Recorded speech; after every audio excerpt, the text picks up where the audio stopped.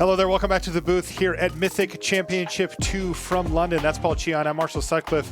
Thank you so much for coming along. We really appreciate you taking the time to hang out with us and watch a little Modern here in London. Boy, have you come in at the right time if you just joined us as well. We are down the stretch. That means the very last round of action in the Swiss portion of our tournament.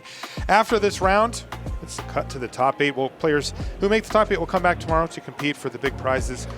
But for now, we've got some business to take care of here. And in the feature match area, we have Eli Loveman. We just watched Eli play against Yuya Watanabe and win off of a series of impressive and kind of miraculous top decks playing humans.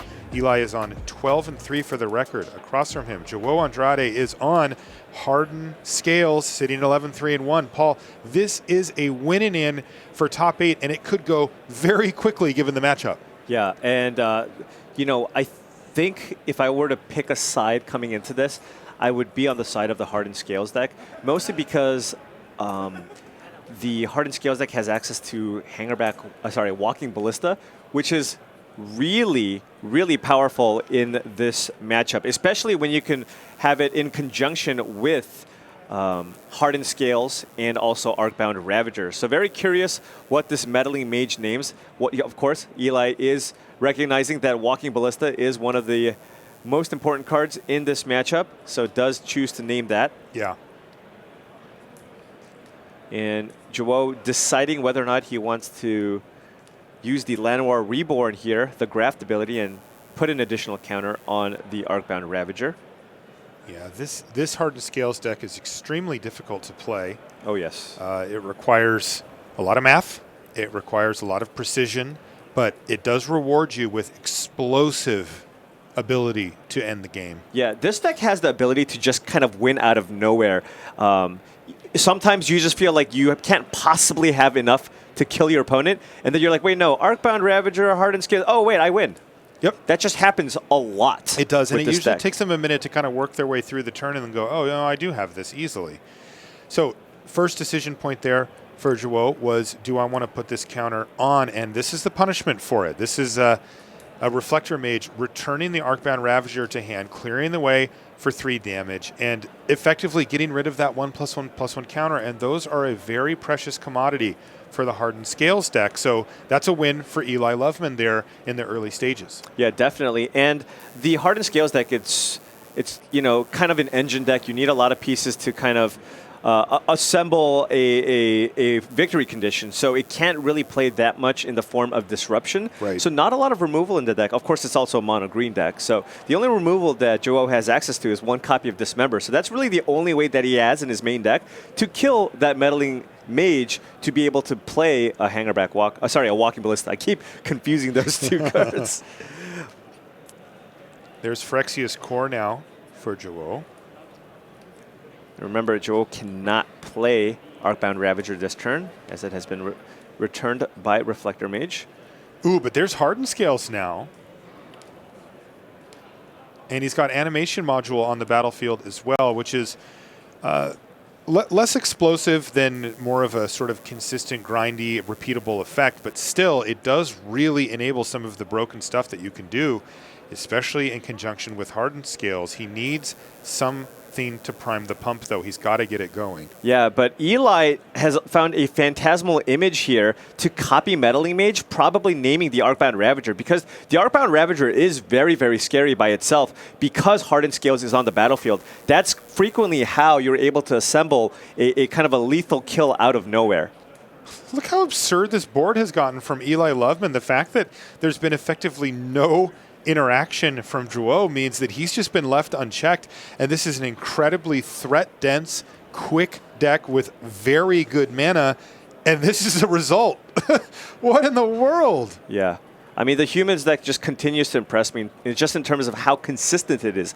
Every game just kind of feels the same. And, it, you know, honestly, when I've played with and against this deck, it just kind of feels like you're playing a powerful mid-range strategy with a clock, yes, right? It's like you're playing Jund, but you're, you know, a few turns faster because you do have hand disruption, you have Thalia, you have Meddling Mage, you have so many ways to kind of try to slow down what your opponent's trying to do, but then you also have the tribal synergy payoff cards in cards like Thalia's Lieutenant to just kill your opponents.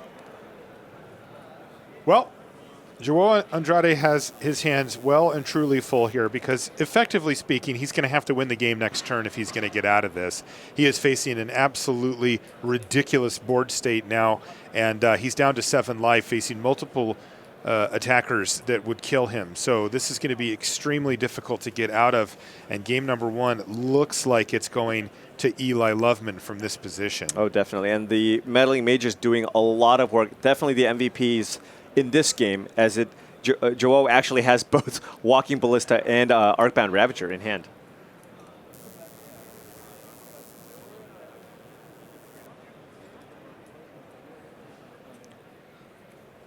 Running the numbers, but Andrade just really can't play any relevant creatures here, and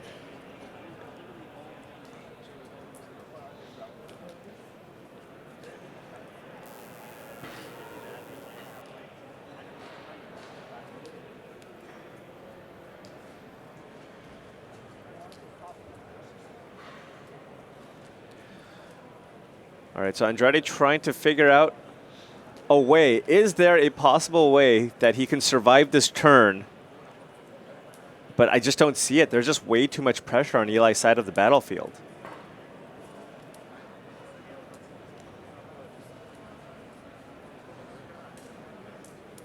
Yeah, it effectively looks like he needs to just kill Eli. Right? Like, it just feels like, given the lack of interaction and the lack of explosiveness as far as creating a wide board state for João, there's just no way. Right, but the way to do that is through Arcbound Ravager. And with that Meddling Mage naming basically the 2 best cards in the matchup, there's just not a whole lot João can do here.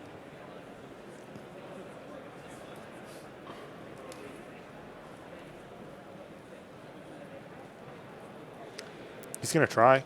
Yeah, well, you are, basically playing for a top 8 into the Mythic Championship here, so.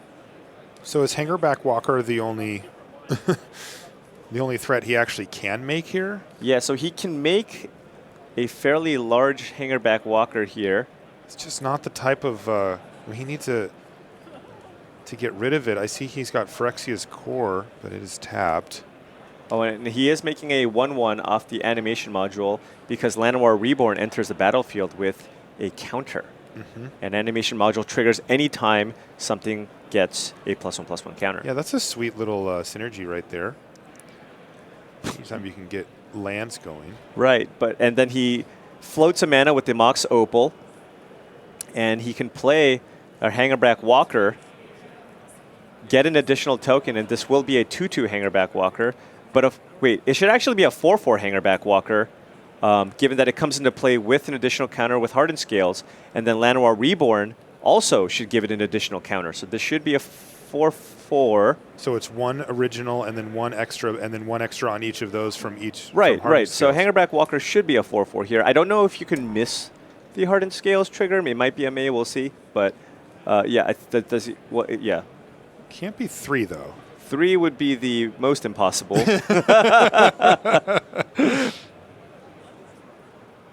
Yeah, I don't think you can miss that. I think Hardened Scales just simply does that. Right, and then if you catch it, if before anything happens, I think that's okay. I mean, yeah. Judge. Right. Judge will figure it out. This is where you and I go, let's ask the authorities here. Even at work, I am, frequently asking, some of the people who are much better with the rules than I am. Eli Schifrin, Matt Tabak. Those are often the people that I go to. Oh yeah, oh yeah. All right, it is 4 counters on the Walking Ballista. And he did manage to put out a nice 4/4 plus the 2 creatures, but at 7 life. Whew. Oh, there's the big winner. Thalia's Lieutenant. You get a counter, and you get a counter, and you get a counter, and attack with everything, and that is plenty enough to get the job done for Eli Loveman. Taking the hard road here, but maybe into the top 8. That is game number 1 to Eli. We'll be back with more Live Magic after these messages. Rich Hagan, Frank Carston here with another mini deck tech. This time it is Titan Shift. Is it mono green, Frank? Well, you might think that, but these cards quite often search for mountains, actually. Right. So Titan Shift runs a whole lot of cards, could be around 45 even, give or take, that are either lands or cards that put lands in play, and those you see over here. When you're playing the deck, it can almost feel like every single card you draw is a mountain, somehow. All right. So we're finding our mountains for the most part. Here's phase 2. Yeah, Valakut, the Molten Pinnacle, is the key card in the deck, and well, the payoff for finding so many mountains. It's why we sometimes even call the deck Red-Green Valakut. The way to find Valakut is, well, Primeval Titan.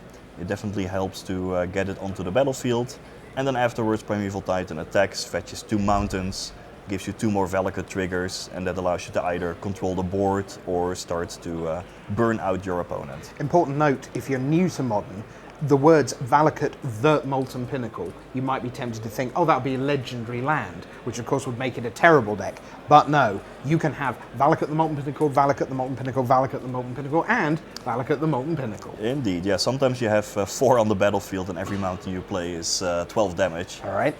The key plan of the deck is actually to ramp into 7 lands and then cast Scapeshift.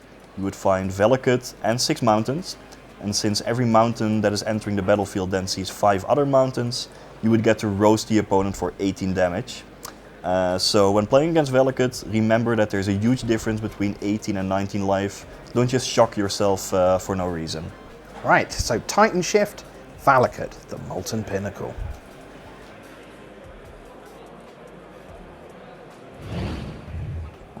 And welcome back to the feature match area here in London. I'm Marshall Sutcliffe with Paul Cheon. Thanks so much for coming along for coverage of round 16 here at Mythic Championship 2. Let's take a look at what's going on one of our back tables here, where we have Sergio Garcia Gonzalez from Spain playing Esper Control in a win-and-in for top 8 versus Adrian Zhu from Canada on Tron. And Tron has... Oh. Tron. Tron has Tron, but look at the other side of the battlefield. There's a Kaya and 2 creatures, a Vendilion Click and a Snapcaster Mage.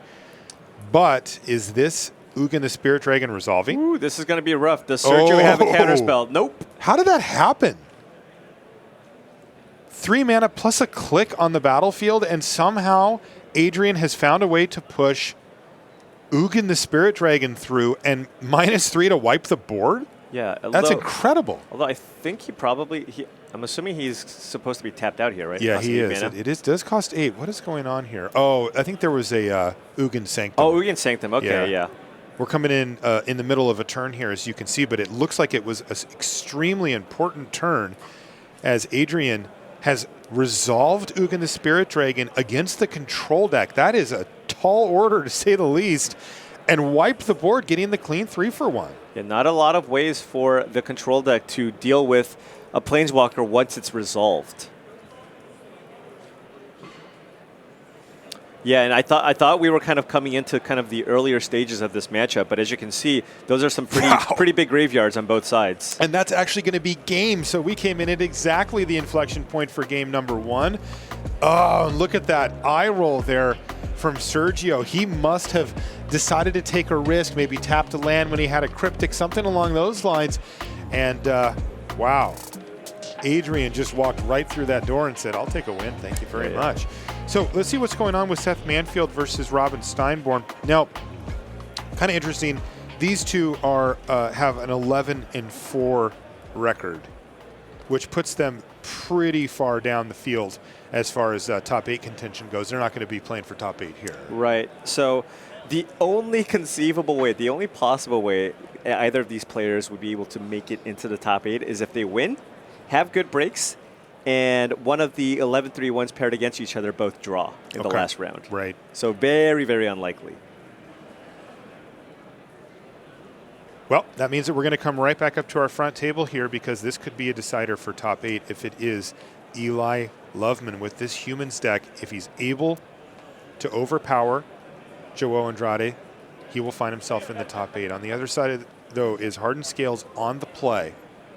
And that can be a very scary place to be, even for the humans deck. Yeah, I think play draw was extremely important in the last game. But one thing is, after sideboard, João will now have additional dismembers because, I mean, he simply lost because of those meddling mages, and he does need to find an answer. Once he gets meddling mages off the battlefield, then his deck can function because Arcbound Ravager just does so much work in this matchup.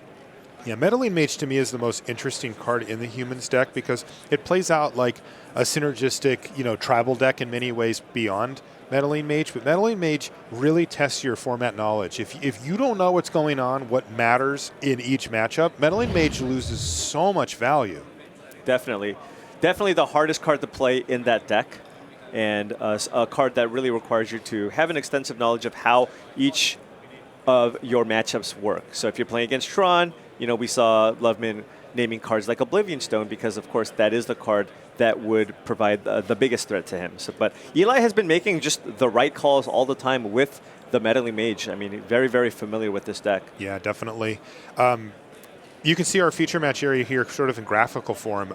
We bumped in right to see Adrian Zhu win game number 1. Seth Manfield, by the way, did win that game that we popped in for half a second there against Robin Steinborn. And on our back table, Petr Suhurik versus Raf Levy. They are both sitting at 11-4 as well, so they will not be playing, I don't believe. Yeah, they're pretty down the field here for a top 8 slot. They're still in game number 1. That is blue-white control for Petr versus Raf with Tron. Yeah. Boy, there is a lot of Tron out there.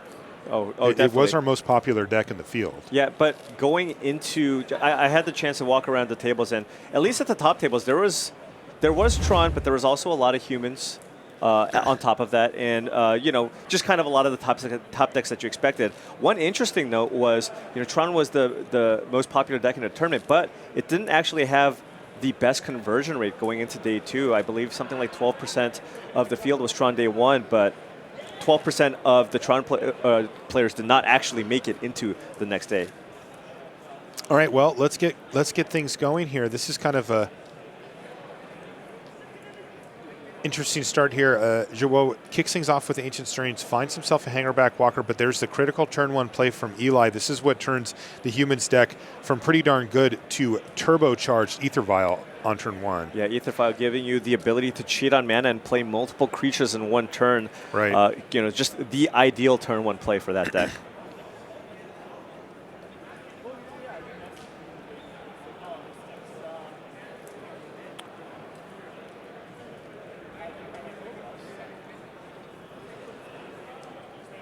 All right, Eli. Vial for 1. Main phase will usually mean Champion of the Parish here because no reason to put a Noble Hierarch in on your main phase. So it looks like Loveman is going to run out a creature here, a human, to get that additional counter on that Champion of the Parish. So what will Meddling Mage name? Arcbound Ravager or Walking Ballista this time around? That was a little weird. Eli actually played the Meddling Mage and just passed the turn back. And João was like, "What are you naming something?" And he's I will name your turn. Should. Yeah. So let's see what he's going to name. I don't think he has a choice. You can't. Yeah, name you nothing.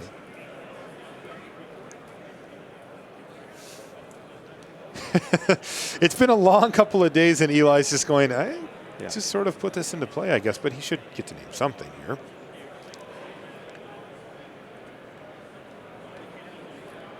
And it looks and like he named Walking Ballista. So even though he knew about the what did he see off of the I believe it was a Hangerback Walker. Even though he knew about the Hangerback Walker, he still fears the Ballista enough to name it here. Right. He does have a Reflector Mage in case a Hangerback Walker does get pretty large. Like a turn that involves Ravager or Hardened Scales with Walking Ballista is quite scary. There's that animation module again for João. Yeah, and that's kind of the one issue that I've had sometimes when I have tried playing the Hardened Scales deck. Sometimes you have hands like these where you go, what am I doing? I'm playing Arcbound Worker and nothing's really happening. When in the games where you don't draw Hardened Scales or Arcbound Ravager, sometimes you feel like you're just playing a really, really weak deck. Mm-hmm. Whereas a lot of times here, this deck, the humans deck on the other hand, lots of synergy. you very rarely just have a bad draw. And it is certainly not how I would characterize this one. As Eli Loveman, he's got Champion of the Pairs, 3 counters plus an Exalted trigger. Oh, I spoke too soon. That Dismember from João is going to take it down and say, well, I'm not going to take any damage outside of the requisite 4 there from the Dismember. Yeah, I wonder if João is going to fire off the other Dismember as well, just to kind of use his mana on possibly the Meddling Mage, because, he does want to, at some point, draw a Walking Ballista. He could still choose to wait. He doesn't have a ton of action in his hand. We mentioned earlier that João has 1 Dismember in the main deck. He does bring some in out of the sideboard as well, though. Yes. And there it is, Walking Ballista. The named Walking Ballista Meddling Mage is going to hit the bin here. Now, that was a significant amount of damage, though, that João just spent here. He's down to 12. Yeah, but however, this was a really big draw from João. He drew Arcbound Ravager. Hello, friend. And Arcbound Ravager combos very, very nicely with Animation Module. So what's going to happen here is João will be able to play Arcbound Ravager. When an Arcbound Ravager comes into play, of course, it enters the battlefield with a +1/+1 counter. Oh, it looks like he's going to choose not to do that and wait, and opting instead for Hangerback Walker. But similar thing here, Hangerback Walker enters the battlefield with a counter. He will then be able to make a servo. Yep. Then he will graft the +1/+1 counter from Llanowar Reborn. From the Llanowar Reborn onto the Hangerback Walker, which would then allow him to make yet another servo here. So Woof. João making a formidable board here, 2/2 Hangerback Walker, and also Arcbound Ravager in hand. So yeah, this could get really stupid next turn too, right? The Arcbound Ravager with the Hangerback Walker gets explosive. So Eli does have Reflector Mage here. He might want to use Reflector Mage here on the Hangerback Walker. Yep, that's exactly what he's going to do. So send back the Walker to hand. And also get rid of those 2 +1/+1 counters. Again, Reflector Mage does really serious work in the matchup, but the real key here is that Eli has pressure behind it. It will not solve his problems forever, and it does get outclassed on board with the nonsense that this Hardened Scales deck can do down the line. And look at that Inkmoth Nexus. Does João have lethal here potentially? Dude, with Arcbound Ravager? anytime they have this many permanents, I just assume it's lethal. Right. Game's over. But keep in mind, Eli does have an Aether Vial on 3. If he does have a Reflector Mage, and João chooses to go all in on an Inkmoth Nexus, that could be a that could lead to a very large blowout. Paul, he does have a Reflector Mage. Does he? That's what it shows here. Let's I mean, take from a what look. I've seen, Eli, and he has a Deputy of Detention. Too. So it might not really be worth it here because João is putting on, it has a very, very strong board presence here. I don't think it's necessarily required for him to try to get in for a very big attack with Inkmoth Nexus. He could maybe try to grind the game out a little bit because with there's a nice interaction here. With Arcbound Ravager and Animation Module, every time you sacrifice one of those servos, you get to put an additional counter on Arcbound Ravager. And every time that happens, the Animation Module triggers. So for every mana you have available, you can effectively use 1 mana to put an additional counter on Arcbound Ravager without losing a creature. Right, it just replaces the servo. So really, really useful for chump blocking. We have, of course, that Champion of the Parish now. João can just block with the servo, sacrifice it to the Arcbound Ravager, and pay a mana and get that servo right back. And Eli's I'm sure Eli's really excited right now because it looks like João's running all of the numbers here to see if he can go for a lethal Inkmoth Nexus. This Inkmoth Nexus is getting into the red zone. Now, he could just say, take it, or he could even hedge his bets a little bit and not put everything onto it. But if he goes... Oh, man. Oh, no. That's Arcbound Worker getting sacrificed. Now, remember, the Deputy of Detention, not good enough here. It doesn't hit lands. However, the Reflector Mage has no problem. Right. But maybe João is playing a numbers game here. He goes, well, this is on 3, and you already played 1 Reflector Mage. I think what João wants to do is wait till blockers are declared so that Loveman can't flash in something like a Mantis Rider. However, if he had a Mantis Rider, he likely would have just played it on his previous turn and attacked. So it looks like João's going to try to go for it. Let's actually try counting this up here. And Eli trying to help him here with the numbers too. Eli's like, do it. You know you want to. Dude, you know what? I'll spot you a counter if you need it. Am I just dead? Go through it anyway, just to make sure. How much infect? Pick up the pen. Yeah. Oh, twirl it around. Sakes.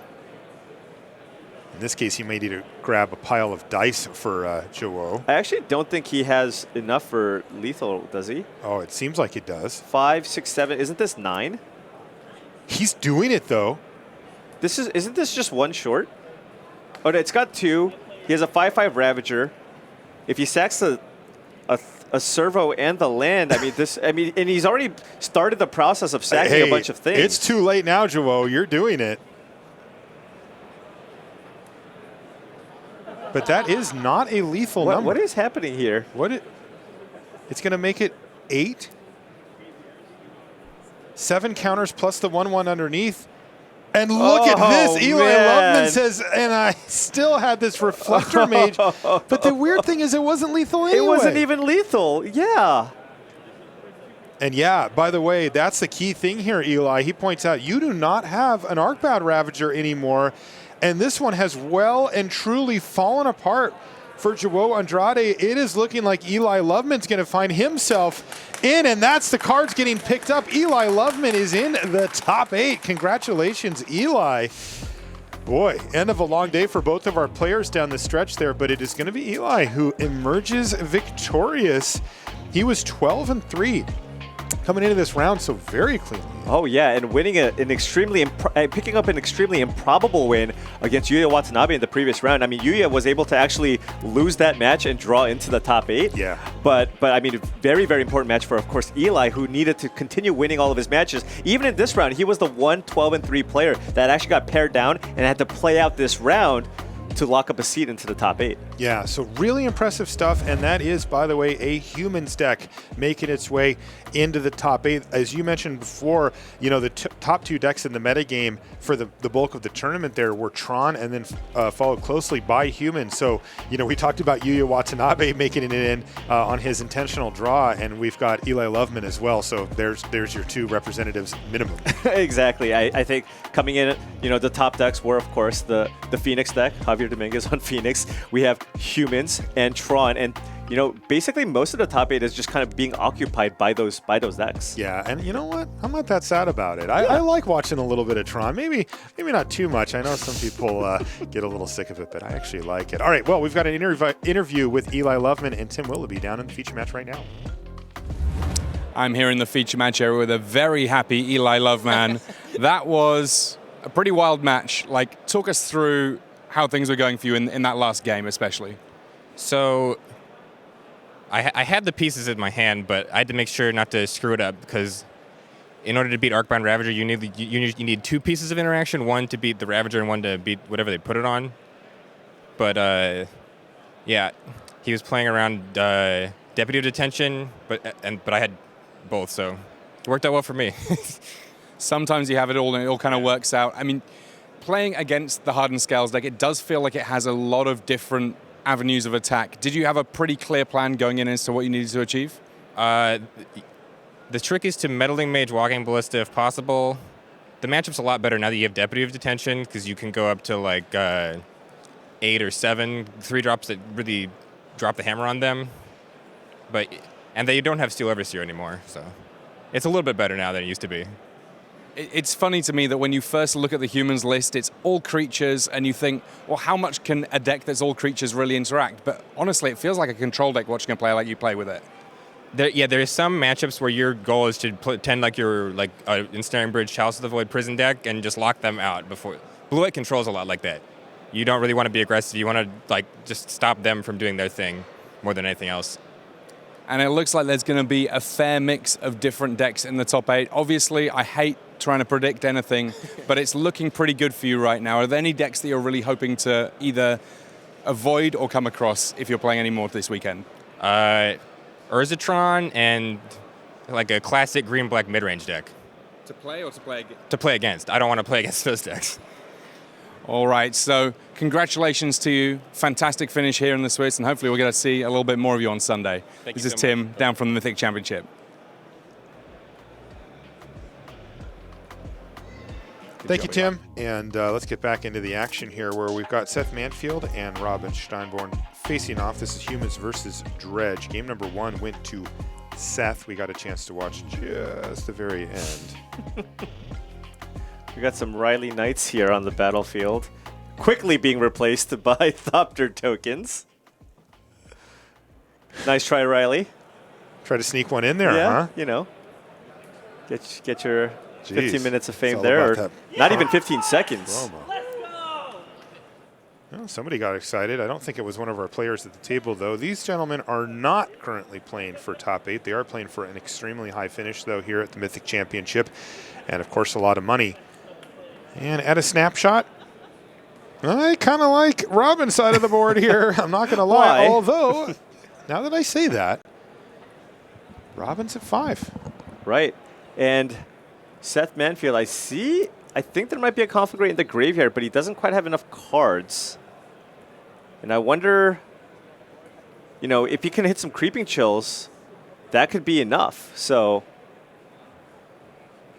of course, we're just tuning in here, trying to figure out just exactly where we're at in the turn. But Whirl-a-Whirl, a nice little addition here. It is, in fact, a human, and you can also fetch it or find it with Militia Bugler. So a very nice card to have in kind of the more mid-range matchups. That's the top end, right? Yeah, for sure. You don't see that many 4-mana cards, and that is Seth Manfield packing it in. So Robin Steinborn picks up game number 2 and forces the decider. It looks like this Humans deck, the real deal. Take a look at Robin here as he shuffles up. There's a feature match area. Beautiful setup here. You can kind of pick your favorite Planeswalker out of that background. I love that. Take a look at Nicol Bolas kind of hiding in the corner too. Sneaky dragon. Isn't he like multiple times bigger than all the other Yeah, he's Planeswalkers? actually a scale dragon here. He's very far away. Oh, from the other okay, Planeswalkers. right. Yeah, that's how this works. Perspective. Indeed. We could all use a little perspective sometimes. And this is a sweet view of the feature match area. This is where the top 8 will be happening tomorrow as well. We're going to be here early in the morning on a Sunday in England. We're going to take a short commercial break. When we come back, though, we'll have more live magic for you here from London. Don't go anywhere. If you're drafting War of the Spark and you find yourself in Izzet colors, well, strap yourself in for some high-octane spell sling. This guild revolves around non-creature spells, and the payoffs for building your deck properly are huge. Rawl, Kefnet, and Saheeli are all very strong build-arounds if you can open them, and the Weirds are a pair of incredibly synergistic commons that give your deck long-term staying power.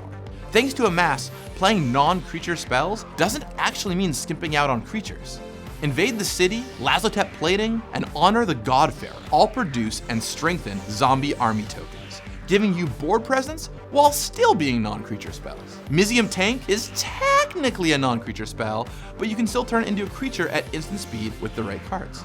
Planeswalkers are also non-creature spells, and there are over a dozen Planeswalkers available with this color pair, and that's without even splashing. If you manage to get enough of them, consider adding Flux Channeler to your deck. With this in play, casting a Planeswalker proliferates each other Planeswalker, giving you a ton of potential value. Stay tuned to Mythic Championship London for more War of the Spark quick tips.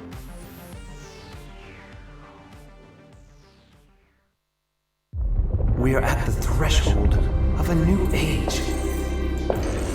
Did you think death would free you from your obligation?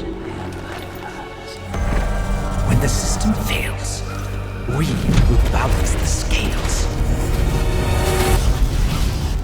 This is Gruul territory now! Get ready for the freak show! What is there to fear? This is what we've been preparing for! The end race is upon us! Your skull will make a fine trophy. And welcome back to the feature match area here at Mythic Championship 2 in London. Down in the feature match area, you can see we've got Tim Willoughby standing by with an interview. I'm here with Adrian Jew right after his win against Sergio Garcia Gonzalez here in our feature match area. The matchup was Tron versus Esper Control. How does that one normally go for you? Poorly, actually. I don't really know how to play it that well. I usually just kind of jam stuff and hope it sticks. That's mostly what I do, yeah. And by the sounds of things must have stuck fairly well this time around. How did things play out? Yeah, looking at his list, he doesn't have a lot of counter magic against me. So basically my strategy worked better. I mean, that's all Tron really does, so. Yeah, it turns out if you make 7 mana and then start powering out those big old threats, almost everything can potentially succumb. Now, at this point, we're starting to look towards Sunday. We're starting to think about top 8.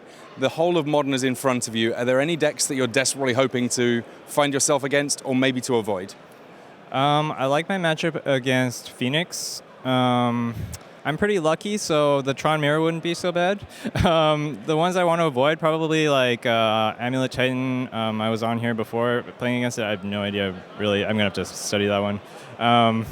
Yeah, some of the aggressive ones, Hardened Scales, that one's pretty tough too. Yeah. Well, I mean, it sounds to me like the good news will be, number 1, pretty lucky. Can't hurt to have a little bit of that. And number 2, if you're in top 8, you've got a bit of time to think about it overnight. Congratulations, Adrian Jew, here down here from the feature match area. Thank you, Tim. That was great. Adrian just keeping it 100 here. Just keeping it so real. He's like, you know what I do? I just jam threats, and hopefully one of them sticks. And the funny part is, the one moment we jumped in, that's exactly what happened. He's like, Ugin? And Sergio was like, yeah, you got it. And then scooped up his permanents the next turn. So congratulations to self-proclaimed lucky guy, Adrian Jew, getting into the top 8. It's just Tron doing Tron things, right? Yeah. He's like, you know what? My plan was to just get Tron and jam some stuff, and you know, sometimes you win the game. I love it. Sometimes they have a Field of Ruin and you're screwed, but that's life. That is high-level stuff there. I love I hope I get the mirror match because I'm lucky. You know, there's Yuya Watanabe on Tron, but you know what? I'm luckier than him. So you know what? That's right. Let's do it. Let's I do like it. my Tron chances. Mirror, let's go. Great stuff. We got a game 3 lined up here between Seth Manfield and Robin Steinborn as they battle it out for extra prize money and a super high finish here at the Mythic Championship. It is no joke. In many of them, finishing with the record of 12-4 would actually give you a solid chance at the top 8. Here, though, we've actually got a bigger field than normal, and at a 12-4 record doesn't look like it's going to get you in at all. Yep. So we're underway here, and once again, we mentioned it before, and we'll probably mention it again. Human Stack loves seeing that Ether Vial on turn number 1. It really takes this from a kind of a fair curve-out style deck that has some really nice disruption and power packed into explosive. I mean, this thing gets stupid. It really takes it to the next level. I mean, we saw what Eli Loveman was able to do. Being able to put Reflector Mage or Deputy of Detention in at instant speed allows you to kind of play the deck like it's some sort of control deck, right? Now you have access to basically instant speed bounce or removal, meaning that you can really just interact with your opponent on a different axis.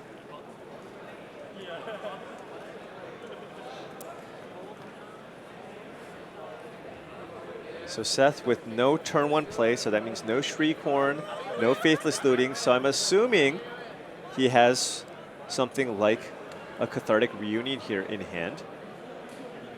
Maybe it's just Life from the Loam, get some lands back, try to play a little more fair game.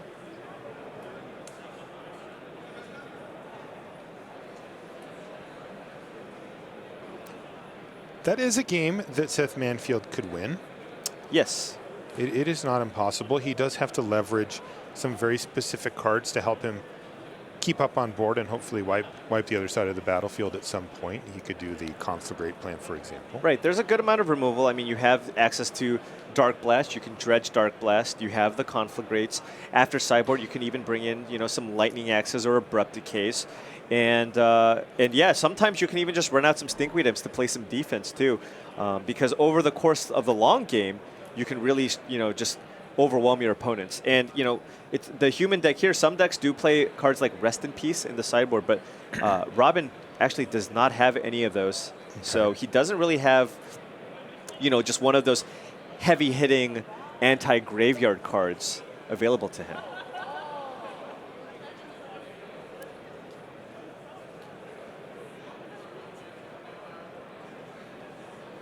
So it looks like Meddling Mage naming Conflagrate, but slightly misspelled there with an extra E. I like it. Yeah. That's just extra credit. Oh, extra credit, okay. Yeah. That is a very nice dredge here from Seth Manfield. Faithless looting. Oh no, look at this. Robin has sent back the Conflagrate sign. He's having none of it. He says, spell this correctly.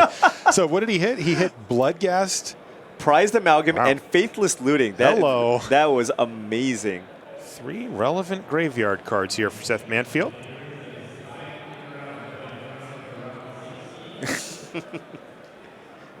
All right, we got it right this time. No, just regular credit. Yeah. So Seth here with the Bloodghast. We will see that Prized Amalgam trigger. He does have a Faithless looting in the graveyard, but no Dredger, so it's not really all that impressive here. He might... Looks like he's just going to go to end step. Yep. So Playing that it gives him slow. the Prized Amalgam. And again, you mentioned this, though. You know, the fair game plan, so far so good. He generated 5 power. What is happening here? We respelled Conflagrate again. All right, we're running out of paper here. You know, we've now spelled it 3 times, but I think we got it right this time. It is difficult to pronounce and apparently to spell. Agree with that. Looks like Robin, lots of options here with triple Meddling Mage, 1 on the battlefield and 2 in hand. And if Robin knows these matchups well, he may be able to lock out Seth, at least in some way. Yeah, and that's why Seth does have a variety of different removal spells in his sideboard. He actually has Lightning Axe and Abrupt Decay, and I think a lot of people do that because Humans is, you know, one of the better decks in the format. Yeah. And as a result, players just have to kind of vary their removal spells. You can't just play 4 Path to Exile and hope that it's going to get there against the Humans deck. That's right. And it is interesting how these things pan out, by the way, because it's a bit of a house of cards, right? You get the Meddling Mage down, and you hope that it prevents them from killing your other Meddling Mages, but if they find a way to kill the first, it can often unlock others. Right. I'm wondering... Oh, that's interesting. I'm not sure if what I'm seeing is correct, but to me it looks like Robin had a Meddling Mage on Conflagrate, and he did it again. Right. The redundant one, and thankfully for him, that was correct because Abrupt Decay took out the original. You just go, you know what? I only care about 1 card. What if all 3 are naming Conflagrate? That would be probably a little aggressive, right? Yeah.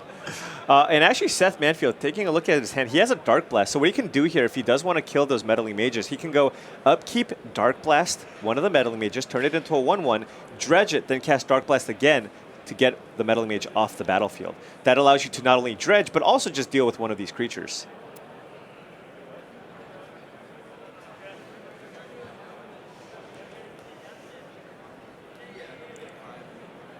I think that's what we're going to see here. I'm curious what the other Meddling Mage is naming. Is that also a Conflagrate? Here it comes. Lightning Axe. So just trying to get all the removal spells kind of in order here. Conflagrate being the most important. But this is it. This is it. Double Dark Blast off the dredge. And that is going to take down Meddling Mage number 2.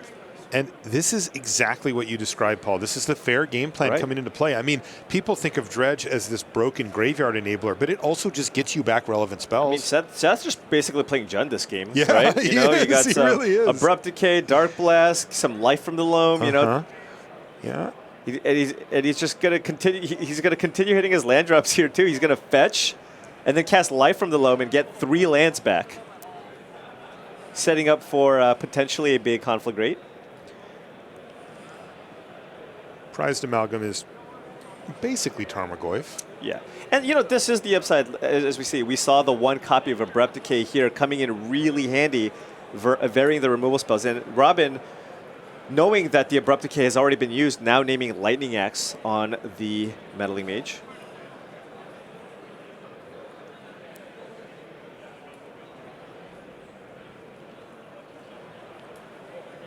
So Seth with a grip full of lands here.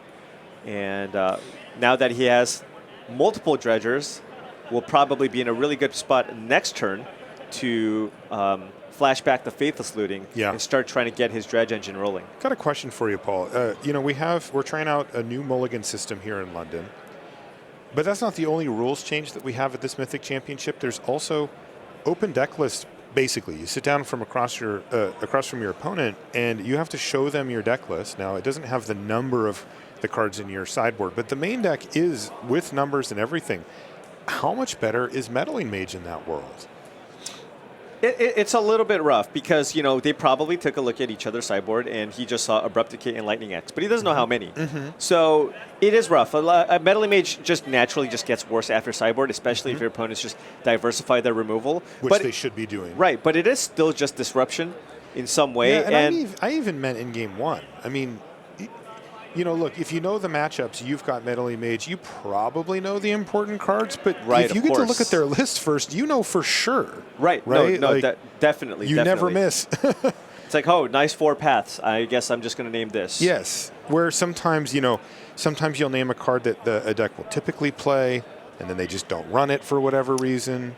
Yeah, I did a deck tech with Joe So earlier, actually, and he was playing Black-White Eldrazi, and his main deck configuration of removal spells was 5 different removal spells. So he was like, yeah, I know I know Humans is going to be popular here, and I don't want to have Meddling Mage just completely shut me out of casting all my removal spells. So we had 2 Fatal Push, 2 Path to Exile, a Dismember, and a Collective Brutality. Wow, he forgot the Oust. Oh, right, of course. Brought a whole arsenal with him, didn't he? By the way, Seth Manfield has been dredging quite nicely here. He is setting himself up for this sort of mid-game that we've been talking about, but there's another prized amalgam bumped into the graveyard, and the fair plan continues. So first things first, so Seth is going to attack with the Bloodghast, which can't block anyway, and he must have a land drop, so he figures it's free. Yeah, and Robin not blocking the prized amalgam because, of course, Seth Manfield has Dark Blast in hand, which you can cast on the Thalia, making it into a 2/1. And the prized amalgam would effectively eat Thalia, Guardian of Thraben. Here's a land for Seth. He's got Bloodghast back. And I wonder what he's going to go for here. There's a lot of different options, but you know he can cast a Faithless Looting. It would cost 4 mana. Thanks to Thalia. Fetching, thinning out the deck first here. Wants to hit some action.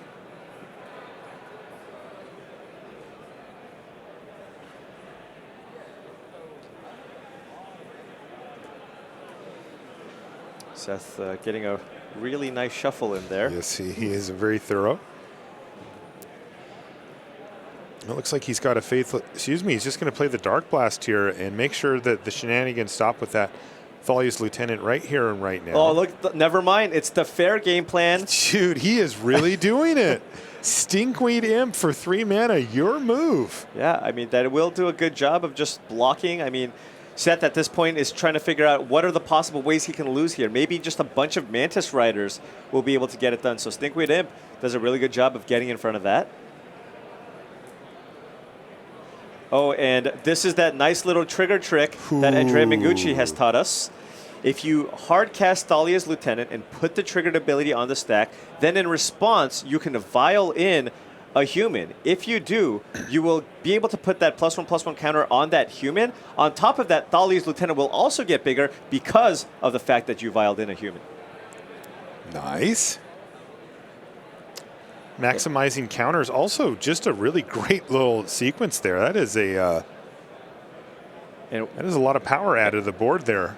Yeah, definitely. And Whirl of Rogue, a nice little sideboard card here, as it now allows Steinborn to get in for unblockable damage if he taps his Thopters. So Seth now is actually forced to be a little more aggressive, I want to say, because now that's 4 unblocked damage, and Seth is going down to 8 here. Yeah, the fairness is really flowing in the feature match area here, but it looks like Robin Steinborn's the one who's pushing that boundary at least a little bit. Now, this does get interesting, though, because once again, we see Dark Blast going back into the hand, and I wonder if Seth can try to leverage that to take control of this board again. There's 2 Thopters, which are ripe for the picking, but thanks to Robin's nice timing trick there, the Thalia's Lieutenant would require twice. Right.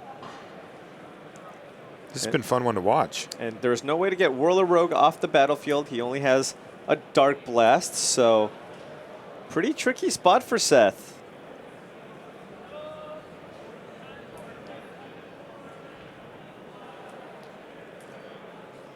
And Whirler Rogue, you know, you see it in some, but most lists don't tend to play this card.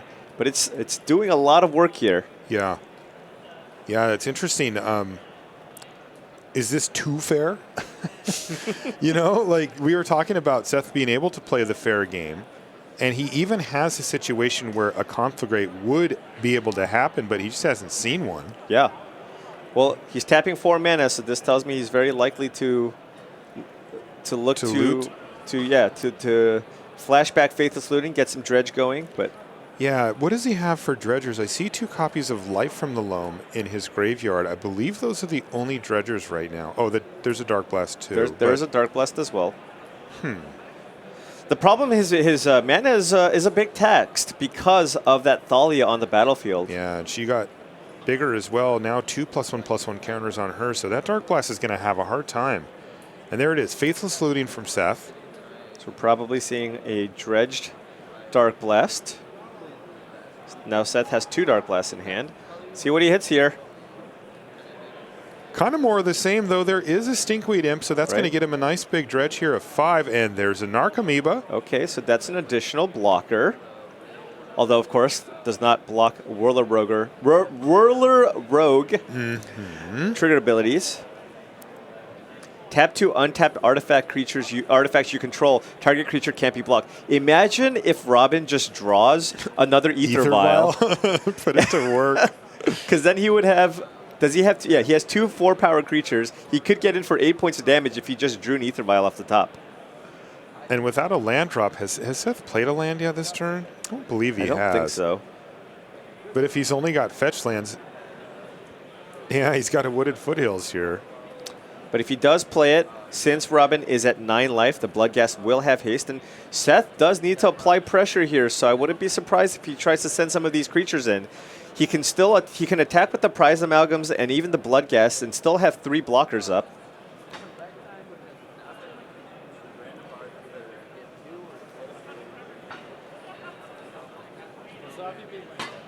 And I'm actually a bit surprised that Seth... of how close this game actually is, because it didn't really look like Robin had a ton of disruption here. He's just playing out some creatures. Yeah. But Seth, you know, hasn't found a conflagrate. We haven't seen any creeping chills. It looks like he might have potentially boarded them out for more interaction. Well, looks like he's decided that aggression is the way to go here, Paul. Yeah, he does have the ability here to reset. He does have the ability here to reset the Prize Amalgams and the Bloodghast if any of them die, because he has that fetch land on the battlefield.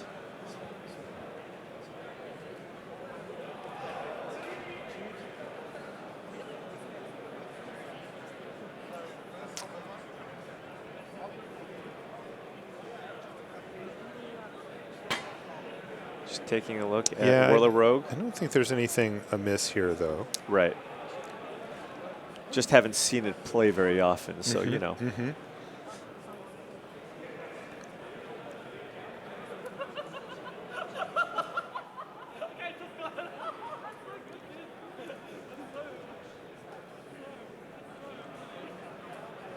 Boy, are we in extra turns here, Paul? I see our graphic is showing us that the time has run out and we're in turn 0. Okay. It has to favor Robin. I'm not sure, because Seth's deck also has the ability to just cast a conflagrate for lethal. That's right. At any given point. So that's a good point. In the meddling mages that we're both naming conflagrate are in the graveyard, so that is very live. Still, Robin, with the ability to give his creatures unblockable, kind of has a game plan right now. Yeah, he can give one of the creatures unblockable. So now if he draws an Ether Vial, he can give 2 creatures unblockable. Or if he draws a Phantasmal Image, he can, of course, copy a Whirler Rogue, and then he'll have enough artifacts to also make the 4-power creatures unblockable. And because Seth Manfield has a fetch land in play, I mentioned it earlier, shrinking something with Dark Blast doesn't actually save you damage. Nope. It maintains lethality, if that's a word. Okay, back to you, Robin. Let's see what you draw off the top of the library here. This is a big draw step for this match. Will we see an Ether Vial off the top for the win here? This is turn 1 of extra turns, and it was a land. It was a land, but he can crack Horizon Canopy here and still have the opportunity to play a Phantasmal image. An image would not, do it. However, he would not be able to play an Ether Vial because Thalia isn't playing Ancient Ziggurat, only taps for mana to cast creatures. You're right. All right, there it is. Horizon Canopy, and he finds the Phantasmal image off the top of the library. Wow. That's exactly what he needed. That's it. Unclaimed That's gotta be territory. Copy my Whirler Rogue, Robin Steinborn with the cold rip. And Seth Manfield can sit here and do nothing. He will now have 4 Thopters on the battlefield. Tap 4 artifacts. Give Thalia, Meddling Mage, Unblockable. Get in for 8. Seth is at 8 life. What a draw for Robin Steinborn. That was incredible. Seth has Dark Blasts in hand, but they cost 2 mana. That Thalia is in play. Look at this. Bang, bang. All he has to do now is give them unblockability with the ability of Whirler Rogue. This one can't be blocked. Man. This one can't be blocked. And there is nothing that Seth Manfield can do. Again, that fetch land is his doom. He's looking for any possible way, but really Thalia taxing it means Robin Steinborn wins the match. Now, again, that will not be quite enough for him to make it into the top 8, but what a fantastic finish. And boy, he did have to do it the hard way against Seth Manfield as well. Yeah, that'll get him a nice, good chunk of change. Some Mythic Championship points, some Pro points. So still a great finish. X and 4 always, somewhere in that top 16 range, and something you can be very, very proud of when you play these events, especially beating one of the best players in the world in Seth Manfield. Right, and there's always these point structures behind these things in addition to the money that you can get, and so this could be the start of a beautiful thing here for Robin as he works his way forward. But as it stands now, boy, that was a tough one for Seth, right? The fair fight, and then it started to look like he was pulling ahead. He certainly had outs down the stretch, but it was Robin found. I mean, I don't think he would have guessed in a million years that Whirler Rogue, copied Whirler Rogue, was the way that he was going to lose the last match of the Mythic Championship. The judges were reading it. Yeah, they were like, wait, what does this card do? Yeah. Oh, Unblockable, cool, okay. Exactly.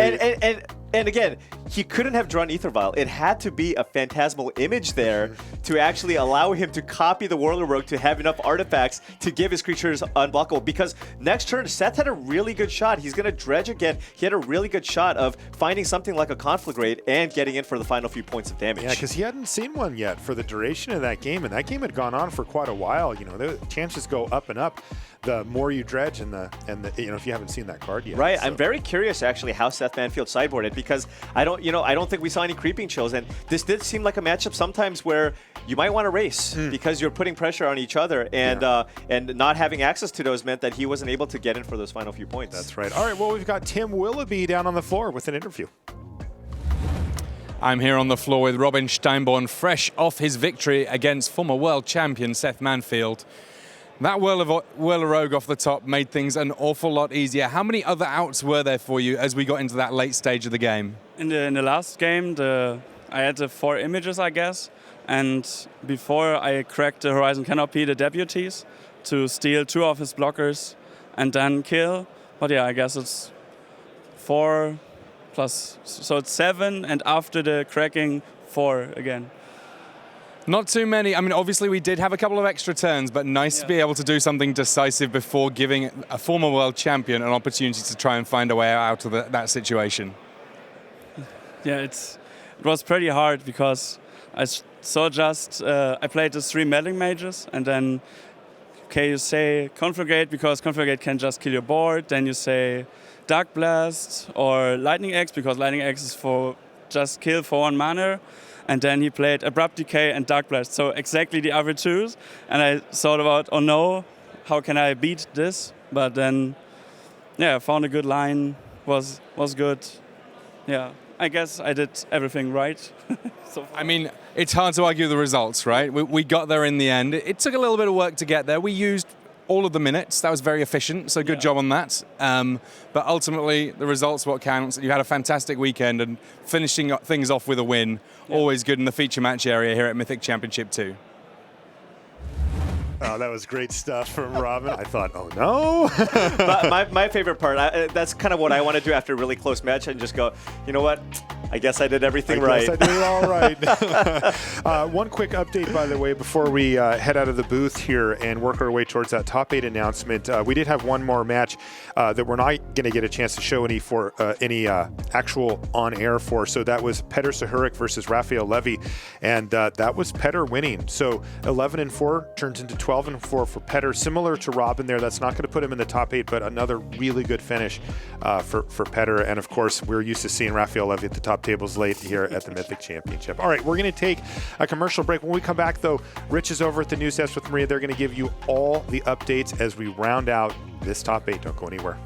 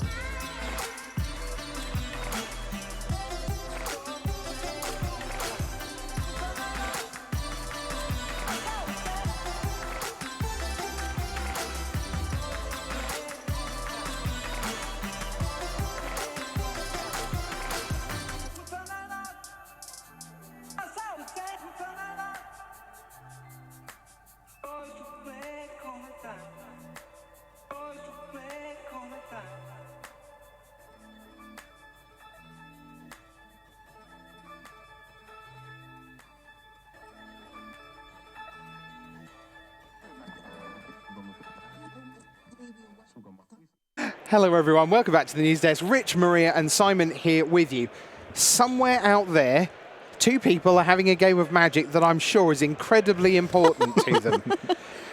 I don't think they've got flights before Thursday. Could be a while. So what we're going to do, we're kind of going to take a step away from the tournament. Obviously, we've got the top 8 announcement coming up. We've got all the speculation about what that's going to mean for tomorrow in our Mythic Championship 2 top 8. But for now, we're just going to look a bit more big picture. Simon, let's see. Topics, pick one. I'll give you War of the Spark Limited. I'll give you open deck lists in Modern. I'll give you how Modern was at this tournament. Or if you like, you can talk about the London Mulligan. Where would you like to start? Pick a topic. I'll start with how we started the tournament with War Limited. Okay. This is a super powerful set, super exciting set. Every pack you open has a Planeswalker, and I was a bit concerned because that is just a lot of power that you are handing to your players. But everything I've seen from this tournament is looking like it's an absolute blast to play. It's not just the mythics, the rares, the uncommons. It's also the commons that are quite powerful, but still you get very dynamic, very back and forth games. I love it. I want to know, when you're going forward and everybody at home drafting this set and moving ahead, what do you want to have in your War of the Spark limited draft deck? What is important to keep in mind, keeping in mind the specifics of the format that you just talked about? So let me take one step back and say this thing, which is very near to my heart. It is not about having this one lesson and remembering it while the format is live. It is about understanding what matters, what doesn't matter, and keeping that in mind for all the future limited formats you're going to play. So here it is the density of Planeswalkers, the amass mechanic, and Proliferate, creating a system, a game. Effectively, we're getting a new game every few months, right? A game in which you need to be on the battlefield. I mean, I've seen this a bunch of times. Creatures are the best way to attack opponents' Planeswalkers and defend your Planeswalkers. And that's one of these very simple sentences that you register, it's immediately clear that it's true, but you don't act on it, right? It's still so easy to just play the 7th Planeswalker and the 3rd combat trick, but you shouldn't do it. It's just not the right call in this format. Something I do like very much about the Planeswalkers, we've all been around long enough to see cards that come back into Magic that they're the exact same words on the card, but they're not the same card. I think Serra Angel's a classic example of this. Serra Angel was just disgustingly powerful when I started playing, and then constructed playable. Well and truly, yes. And now I'm drafting and don't need it. Yeah, maybe not. Might wheel. Maybe not quite wheel. But that is a card that changed utterly. And it's easy to bandy the word Planeswalkers around, and they do look different, but they are still Planeswalkers. And I think that's an incredible trick by R&D, because on the one hand, you can say, yeah, we'll slap the Planeswalker logo on, but it's actually just basically it's kind of a pseudo sorcery that just doesn't go to the graveyard. Like a saga. But it's not that. You're right. But it doesn't. They do feel like Planeswalkers, and I think that's a brilliant trick. What is also very clear to me is that there's a lot of overhead in remembering everything that's going on with the Planeswalkers, because you are brought up to believe that once they get to loyalty where nothing's happening, then nothing's going to happen. But that line above, the static ability, is really huge. And so many experienced players, Simon, have not fallen foul of it, but have just gone, yeah, I can't draw an extra card, can I? Because of that one over there. And, oh, no, you can't target me because of this one over here. Your mental shortcuts have to have the right context, right? And you have to find a way in your own brain to realize what are the assumptions behind that shortcut, and are they still true? So Serra Angel is one example. Often we see in a new format, R&D and the play design team, they seed the set with a few reprints. And then it's really interesting to say, I've seen this before, but that was on Mirrodin. That wasn't on Ravnica, right? So suddenly you have to put everything into a new context, and it's a new learning experience, even if the card is identical to the one 2 years ago. I want to know, too, how you kind of see play evolving with this new set and Planeswalkers on the battlefield, and it's something that newer players immediately sometimes are very panicked when they see a Planeswalker and they have to attack it, but that's not always the case in this set. You have to really choose which ones you want to ignore, which ones you want to go after. How do you see it, Simon? Mm-hmm. I think you should always do that, also if there's just one. I do think that we should see more of exactly that, the decision whether to attack a Planeswalker or not. But if it's a Mythic Planeswalker, it's the only one on the battlefield, it's just very often 95% correct to attack it with all your creatures. Get it gone. All right, down on the floor, our very own Tim Willoughby, who's been doing incredible work, basically operating in the feature match area all weekend and trying to get live interviews for us. He has tracked someone down, and that someone is Brian Brown-Duin.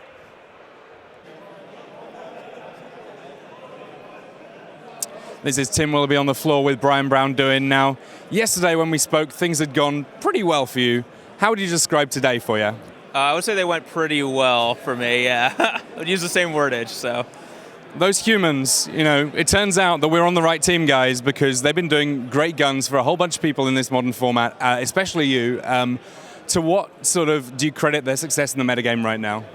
I think Meddling Mage is really strong right now, and I think people have switched from like gut shots to surgical extractions in their main deck, which is kind of like the ebb and flow to modern that allows humans to jump right back into the limelight.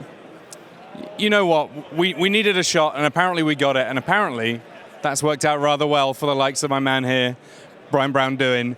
Down in the feature match area, just as we get towards our top 8.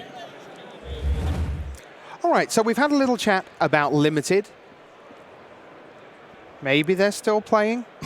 Let's talk about. I brought my camping gear, so it's fine, Rich. Let's talk about the London Mulligan. I'm glad I didn't order pizza. Right, London Mulligan, Simon. Let's be clear. General feeling. Maybe there was some skies falling brigade. Certainly some scariness about the possibility that about change. Have we ever had that? What scariness about change? Yeah.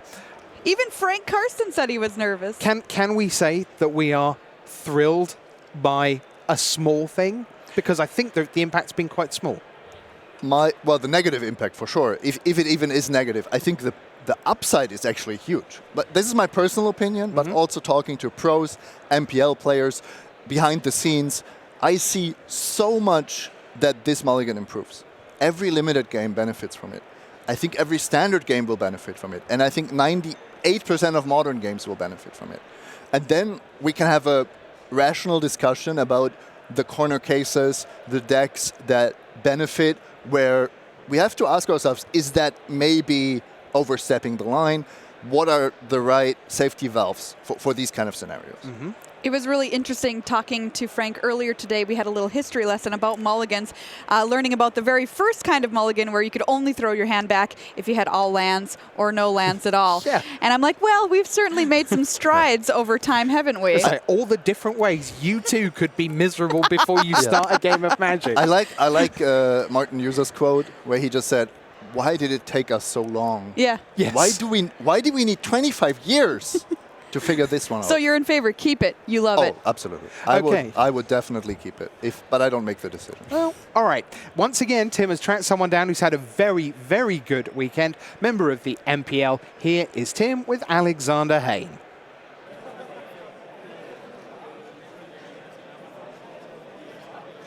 I'm here on the floor with Alexander Hayne, a likely top 8er here in London for the Mythic Championship. Now, Alex, playing Tron today, previously we might have known you as the Miracle Master. You might become the Mulligan Master after this tournament. How low have you gone in this tournament? I only went to 4. I went to 4 a few times, but I didn't go any deeper than 4 cards. One of my opponents went to 3, actually, in the tournament, but I went to 4, I think, like 4 or 5 times. I think maybe averaging 1.5 mulligans per game or something during the tournament.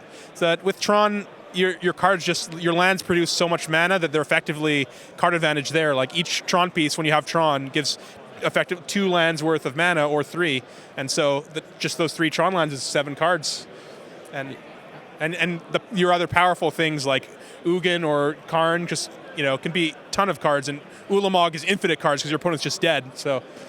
Yeah, you just make up for those mulligans by when you do cast spells, they feel like they should have come on turn 7, and it's only turn 3. Yeah, basically like miracles. You just play cantrips and 7 mana cards ahead of schedule. We heard it here first. Cantrips, 7 mana cards, and were there any big surprises for you? Because I think that Tron was one of the decks that people were expecting a little bit in this tournament. Did you find yourself facing more hate than perhaps you might have expected? I think I was expecting a fair amount of hate, but there was definitely a good amount of it. I think the Hardened Scales decks not only had the Dampening Sphere that I was expecting, but also started playing Pithing Needle, and even other random decks have like Alpine Moon and things like that. So it's a pretty hateful field, but you're so consistent at doing what you do, and you can fight through the hate, and it's just such a powerful deck. Yeah, I mean, I guess sooner or later you just get to 7 mana one way or another, and when you do, the world ends. And your tournament has not ended, though. We think it's likely we're going to see you in top 8, so hopefully we'll get a chance to find out in this announcement very, very shortly. Thanks very much, Tim. Welcome back to the desk. So, the mornings were War of the Spark Limited. The afternoons were all about Modern. And again, we had some wrinkles, Simon, and in particular, this very legal-sounding open deck lists. I mean, yawn. And yet, actually really interesting and did make some difference. Yeah, I didn't find that boring at all. I thought that was super exciting. Just the phrase. Yeah, it's like, perfect. Let's talk about describes open it deck lists. perfectly. So for those that missed it, players were given the main deck, exact main deck configuration of their opponents, and the sideboard cards without quantities. So, and of course they knew this before the event started, meaning that suddenly a lot of the decks that rely on surprise value get weaker. The decks that are bad against certain cards in your opponent's deck get worse. So if your control opponent can just mulligan towards the right pieces. And then finally, there is also this big topic of how to maneuver the metagame with this knowledge. Okay, Simon, Maria, I'm very sorry. I have to interrupt this broadcast. I've been handed a sheet of paper which I have read once, so now I'm going to read it to you word for word.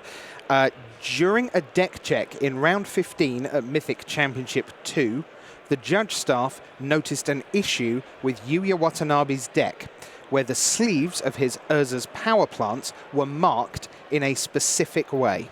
3 Urza's mines and 1 Urza's tower had a different marking, and 3 Urza's towers and 1 Urza's mine also had a different marking. No other cards in the deck nor sideboard had any of these marks. The judge staff determined that the odds of this happening by accident were close to non-existent and disqualified Watanabe from the event. This infraction will be further investigated by the MPL, according to Wizards of the Coast representatives. So, obviously, I can't add anything to that. Yuya Watanabe has been disqualified from this event. I'm not going to ask either of you to comment on that. What we are going to do is pass down to the floor, where I imagine that is now reverberating around the room. But Tim Willoughby is with someone who we believe is in the top 8. Tim is with Javier Dominguez. Javier Dominguez, how's it going, champ? Pretty well. Can't complain. Now, you're the reigning world champion. It's fair to say that you've been in high-pressure Magic situations before, but is there still the same buzz every time you make a big top 8? Yeah, it really doesn't get old. Like, it's always a new thing, and it's a great feeling. Yeah. Now, this time around, the deck that you brought out to play with is it Phoenix? By the looks of things, you've just been having a whale of a time the whole tournament long. How much of it was a strategic choice, and how much of it is just you're having a lot of fun out here? Well, I just decided to go with what I was playing. I just played Phoenix more than any other deck, and I just decided to play my version, which is like maybe not the one most people played. I played the side of hand instead of opt, and I made some little decisions, but I think being comfortable with your deck is super important, so I just went that route. Well, all that comfort has brought this guy into a top 8, so maybe there's a little bit something that we can all learn here from our current world champion and presumptive top 8 member here at Mythic Championship 2, Javier Dominguez. Okay, so here at the news desk, we're obviously reconfiguring things, and we're looking at scores. It seems to us now very likely that someone on 36 points will make it in. Let's talk a little bit. Let's turn our attention to people we know have had a fantastic weekend and we believe are in the top 8. And again, this could be in any order. Where should we start? Tianwen? Tianwen for sure. Playing Titan Shift 2, Simon, a deck that we didn't hear a lot from this weekend and one that kind of wasn't really on the radar, a really hot deck you wanted to bring to this tournament. Yeah, but when you saw how many blue-white decks, control decks, and Tron decks there were, that was actually a really good choice, at least for Saturday. Yep, looks to us like Brian Brown-Dewin is in with his Humans deck. Yep, Humans is a decent choice, not amazing, not bad, and you do get the advantage of open deck lists, so your meddling mages are more powerful. Okay, who else do we think? Someone else, Maria? All right, so another Humans player, Chris Kavartek, we believe is in the top 8. Yeah, I mean, that's a fantastic effort by Kvartek coming in, just so early in a career, right? Yeah. So this is his second Mythic Championship. He played his first one in Cleveland, which was the first one of the season. He didn't actually make day 2. Yeah, so it was 2 and 5. So yeah, 2 and 5. So that takes you out of being here. So how did he get here? Well, he decided to go and win a PTQ. So that gets you right back here. So an awesome story there. Yeah, so assuming that's right, wonderful job by him, another Humans player. Now, I think we're going to actually have 3 Humans decks in the top 8, Simon, potentially or more. Eli Loveman, we believe, is in on 39 points.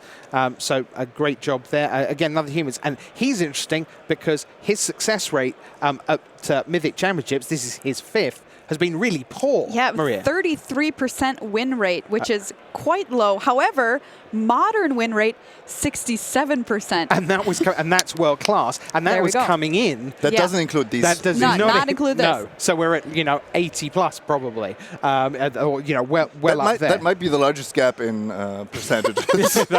that is quite the change. Yeah. So Kvartek we know, BBD we know, Loveman we think we've got sorted. Kvartek in. Let's talk about Javier Dominguez, Simon. Look, coming into the weekend, I know in Barcelona that we're planning on talking extensively with both Javier and Andrea Mengucci because those two are forming a nexus of almost invincibility. Fate, if you will. So, Javier Dominguez, the 2018 world champion. That was actually very good, by the way. 2018 world champion. Andrea Mengucci, the Mythic Invitational champion. And now Javier Dominguez in another top 8. Yep. Just unbelievable. Brilliant. Testing partners, of course, these two. And it didn't go so well for Mengucci. He was joking after his deck tech that was the only way for him to be on camera this weekend. Yeah. But for Dominguez, what I find fascinating is he basically just picked the tier 1 deck of the format. Almost nobody of the established pros dared to do that in face of all the hate, effectively. And Dominguez is just so good that he made top 8 anyway. So, what do we know about Adrian Zhu of Canada? So he's from Canada. Guess what, everybody? This is one of my favorite stories. It happens occasionally at Mythic Championships. First Mythic Championship! Making the top 8. I love it. He's a PTQ winner from GP Vancouver is where he won that. 3 Grand Prix played lifetime. Yeah, you see, I have a real soft spot for the PTQ winners because they've made the choice to go to a big event, which is the Grand Prix somewhere, which often involves a flight, and then they've gone, and maybe the main event has not gone that well. And on Sunday, they've gone, do I actually want to get up at 7:30 in the morning to get to the venue by 8:30 to make sure I start registering my seal pool at 9 or whatever it is? And they go, yes, I do. And 12 hours later, after the Grand Prix... Everybody else is out of there. Everyone's gone. It's like one judge, 8 people, and a driver who's going, please, can we leave now? I've got work in the morning. That's exactly how it is every time. Every time. And Rich knows that because 15 years ago, he was watching me do exactly that. That is exactly true. And so that is a fantastic, fantastic effort. Just that really is living the dream with Tron. Adrian Zhu. So we've got, and let's also take a moment to talk about Chen Win not simply being in the top 8, but the manner in which that's been accomplished. Because only Luis Scott Vargas, basically, has a better Swiss record in any Mythic Championship ever than Chen Win. 14-1. Oh, amazing. I wasn't aware of that. Yeah. Yeah, just 42 points. and then moved to 43. So 14, 1 and 1 with the intentional draw in the last round. So just that's 5 points below the maximum. Yeah. And 2 of those he was happy to give away in the last round. So if you are just joining us, because we are in part a new show, I'll just remind you that Yu Watanabe, Hall of Famer and member of the MPO, has been disqualified from this tournament during a deck check-in round 15. As a result, we believe, we're still waiting for final confirmation, and we'll find out in the top 8 announcement, that someone on 36 points will, as a result, be in the top 8 of Mythic Championship London tomorrow. So in terms of decks, Simon, we have got Alexander Hayne on Tron, we've got Adrian Zhu on Tron, so 2 Tron players, and this depends on who's 8th, so 2 Tron. Does that feel approximately right for what we've seen this week?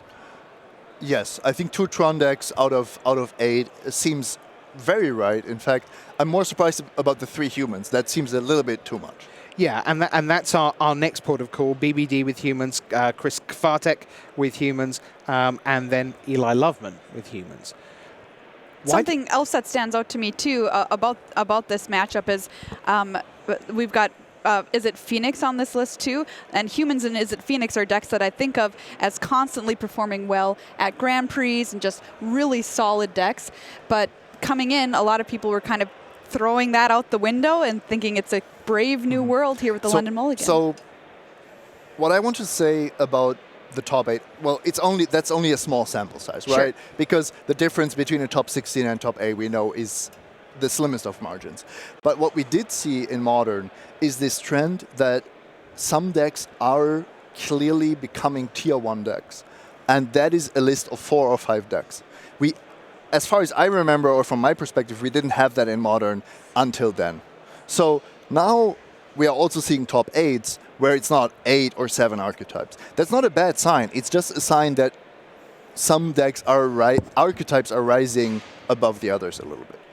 And you know what? Next Modern event, it's all going to be different again. But it's self-correcting. It's very self-correcting. That's true, and it is kind of cool to see a deck in Modern evolve out of almost nothing, in this case out of Standard, which is really unique in my experience, at least as a Magic player. The other thing with Modern, and we've talked extensively about that idea of are Planeswalkers, and is a Serra Angel, when is it not? When is Modern not Modern? And the answer to that may be that at the next Mythic Championship for Tabletop, that we're going to see a brave new world of Modern. Listen, the final standings are in, which means that 7 people we know and someone we don't are about to be incredibly happy. Let's hand you over to the feature match area and the top 8 announcement for Mythic Championship London.